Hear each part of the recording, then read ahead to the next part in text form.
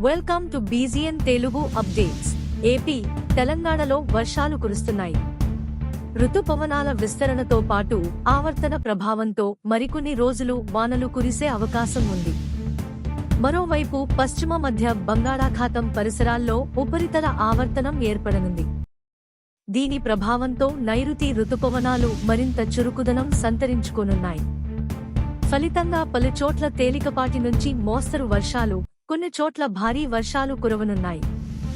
ఏపీలో పార్వతీపురం, అల్లూరి, అనకాపల్లి, కాకినాడ, కోనసీమ, తూర్పుగోదావరి, పశ్చిమ గోదావరి, ఏలూరు, కృష్ణా, గుంటూరు, పల్నాడు, ప్రకాశం, నంద్యాల, అనంతపురం, సత్యసాయి, తిరుపతి జిల్లాల్లో మోస్తరు వర్షాలు కురుస్తాయని ప్రకటించింది ఐఎండీ.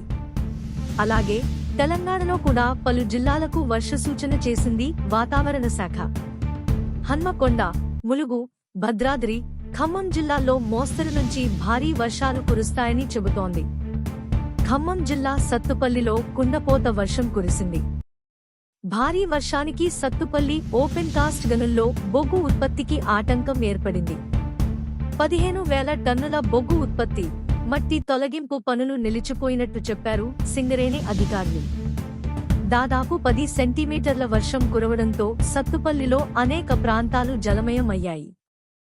లోతట్టు ప్రాంతాలతో పాటు రోడ్లపైన పెద్ద ఎత్తున నీరు నిలిచిపోయింది. సత్తుపల్లితో పాటు పెనుబల్లి, కల్లూరు మండలాల్లో కూడా కుండపోత వర్షం కురిసింది.